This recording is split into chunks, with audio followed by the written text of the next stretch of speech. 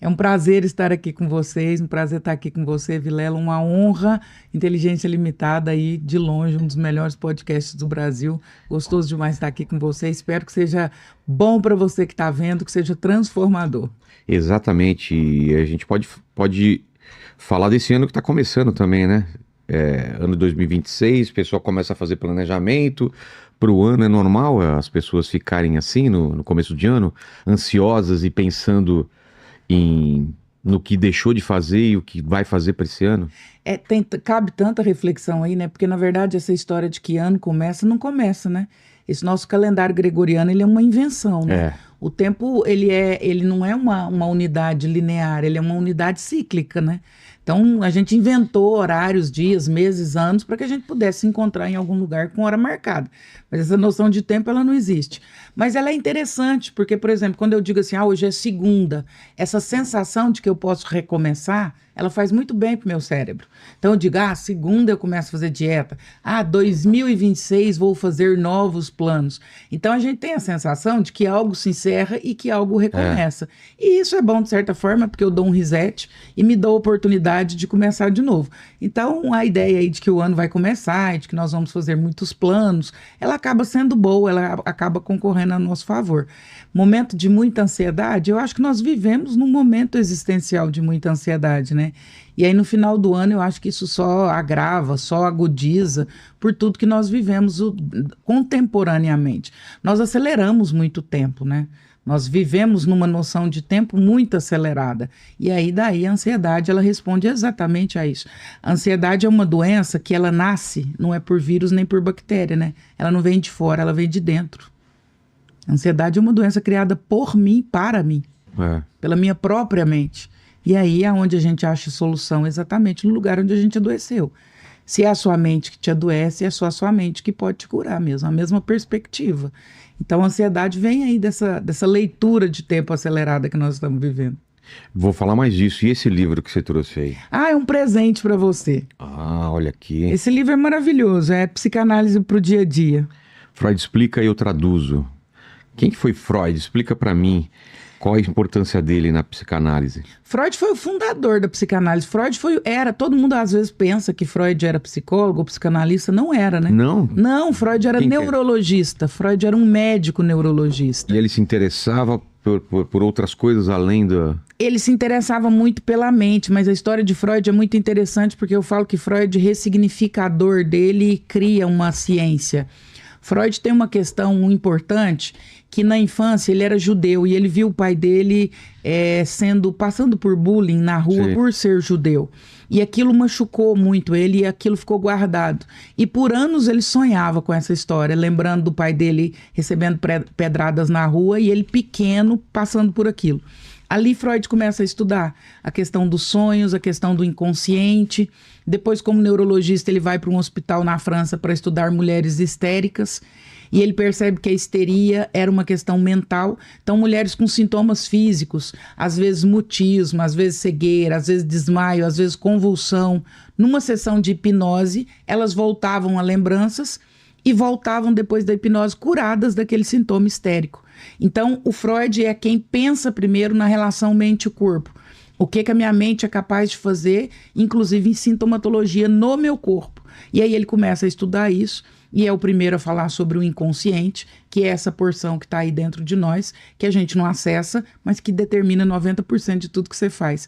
Imagine que existe dentro de você um software, esse software responde por 90% do seu computador, só que você não controla esse software. Esse é o nosso inconsciente. E o consciente? Qual a diferença do consciente? Ele que dividiu consciente, inconsciente... O Freud é o primeiro que acessa essa informação. Consciente é a parte visível, é a parte que a gente sabe. É o que você acha que você decide. Por exemplo, o carro que você escolheu, as relações que você escolheu e escolhe, a forma com que você educa seu filho. Tudo isso você acha que está fazendo isso conscientemente. Eu escolhi esse carro por tal... A comida que eu vou comer... Tudo isso tem uma razão inconsciente muito forte. Então, por exemplo, a forma com que você educa seu filho. Se a gente sentar 1h30, 2, eu te mostro que tem tudo a ver com a sua infância. Com aquilo que foi bom e com aquilo que foi ruim na sua infância. Com a forma com que seus pais te educaram, a forma com que você elaborou, o jeito que eles te educaram. Você replica no seu filho a sua percepção, o seu entendimento, a sua tradução da sua infância.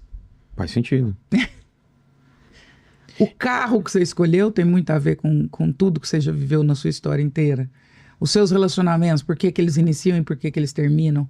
Todos têm razões inconscientes muito profundas, muito arraigadas. E quando Freud mergulha nisso é maravilhoso, porque aí ele começa a encontrar respostas para uma série de coisas. Quando a gente faz isso também. E esse livro vai falar disso.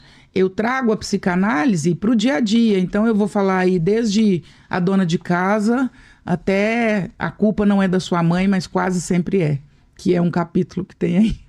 Tá falando que psicanálise não é pra gente doida, né? Porque não tem mesmo. muita gente ainda que pensa isso. Ah, eu não sou doido, então não preciso. Tem muita gente que ainda pensa que saúde mental é pra gente doida, né? Tem gente que você fala, nossa, seria legal você fazer terapia. Ele diz, não, eu não sou doido. Terapia é pra gente doida. Então, a saúde mental, ela ainda traz esse estigma da doença mental. E saúde mental não tem a ver com doença mental. E aqui tá falando sobre doer, né? É mais fácil cuidar de coisas que doem, a gente sabe o que tá doendo. Dor de cabeça, você usa remédio pra cabeça. É sobre isso. E a dor que você não sabe de onde vem, como que cura? Que acessa, que é a dor da alma. A dor da alma, o nosso corpo, na verdade, ele é uma folha em branco. Ele só traz e ele escreve aquilo que a alma não conseguiu gritar. A nossa alma, ela não fala e a nossa alma, ela não dói. Então, você tem uma questão mal resolvida e você não olha para ela. Daqui a pouco, você desenvolve uma insônia. O seu corpo está escrevendo o que a sua alma está falando. O corpo, ele é uma folha em branco. As doenças, isso já está provado, inclusive, pela OMS, que 85% delas partem de causas emocionais.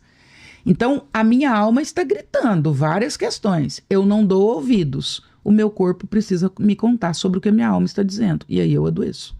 A doença, o sintoma, nada mais é do que uma manifestação psíquica daquilo que não é ouvido. Então a alma precisa ser ouvida. As questões da alma precisam ser ouvidas. O que é alma? Quando você fala alma, você tá se referindo ao quê? Ao que a gente é, em princípio? Tem o nosso corpo físico, espiritual, e a alma é o quê? A alma é tudo aquilo que você não acessa, por exemplo, de forma física. Aí nós vamos ampliar o conceito, né? Mas é a nossa personalidade? Pode ser a nossa personalidade, podem ser as nossas lembranças, pode ser a nossa mente, pode ser o nosso inconsciente. É tudo aquilo que está dentro de mim, é essa porção que está em mim e que não é física, e que não é mensurável. Vou pegar de novo o exemplo do seu filho. Você é pai, né? Sim. Vamos lá, vamos supor seu filho chega da escola e diz, eu estou triste com algo que eu ouvi lá. Alguém falou alguma coisa pra mim.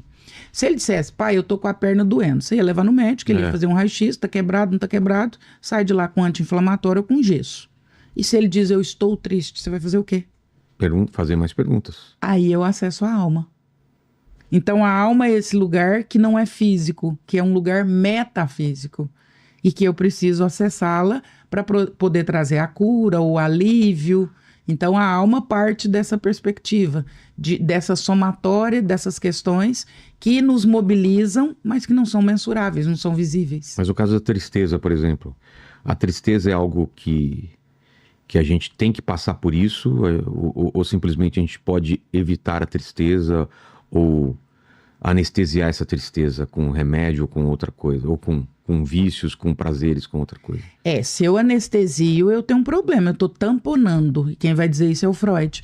Você imagina uma ferida infeccionada, ao invés de limpá-la, você põe um esparadrapo ali e deixa. Por alguns dias resolve, mas depois apodrece e você perde o braço inteiro. Se eu anestesio a tristeza com droga, com medicação, com álcool, você usou a palavra perfeita, eu anestesio. Anestesiar uma perna quebrada não é curar uma perna quebrada, é anestesiar. E o pior da anestesia é que ela me dá a sensação de que curou, né? Se eu quebro essa mão e você dá uma anestesia, eu vou continuar tentando pegar coisa com essa mão. E eu só vou piorar a fratura. Então, a medicação que não é bem indicada, a droga, o álcool, anestesia a dor e piora a situação ainda. Porque eu ajo como se a dor não existisse. E a hora que eu parar para olhar para ela, ela vai estar muito maior. Tristeza é necessária? Ela faz parte da vida, né? Eu não consigo imaginar viver prescindindo de tristeza. Você consegue? Consigo. Não seria a mesma vida, mas eu consigo. Mas como é que desvia de tristeza? Não tem como. É impossível viver. Faz parte, como diz a Bia, né, Ana Beatriz Barbosa, faz parte do jogo. É. E por que hoje em dia as pessoas tentam desviar tanto da tristeza? É exatamente por ser uma perspectiva que a gente não quer entrar, né? Acho que é até da Marisa essa música que diz: é melhor ser alegre que ser triste. Óbvio, ninguém quer ser triste. A tristeza é um sentimento que nos causa muito estranhamento e nos causa muito sofrimento. Não é uma coisa que a gente quer viver. Então a gente evita a qualquer preço e a qualquer custo. Mas ela faz parte da existência. No filme Divertidamente a gente vê isso muito, de uma forma muito interessante. Como que todas as emoções são necessárias para que a gente possa evoluir e ir para um outro nível. Então não há como desviar da tristeza, não é uma possibilidade. Claro que não é um sentimento bom de se viver, mas não é uma possibilidade. Agora a gente tenta. Mas a gente está falando de sintoma. O sintoma é que as gerações mais novas evitam a todo custo a tristeza. E qual é a causa disso? Por que elas querem? Porque a gente que é mais velho acostuma. A vida é assim, ela te dá porrada e você fica triste, você fica mal e passa, ou você resolve. Mas eu vejo hoje não só as pessoas evitando a tristeza, como toda uma tecnologia ajudando as pessoas a fugirem disso e se instalarem em outros lugares. A ter dose de dopamina. Exatamente. É engraçado, você falou assim, por que a geração mais nova foge da tristeza? Eu tenho uma teoria. Você falou assim, a gente que é mais velho, não, a gente sabe que a vida fugir. Mas por quê? Treinamento emocional. O seu pai não te estimulou a desviar da tristeza. Não. O seu pai, exatamente. Ele, inclusive, te propiciava momentos de tristeza. Os nossos pais não tinham. Eu coloquei essa roupa ridícula e você ainda não se inscreveu, deu like e comentou? Que palhaçada!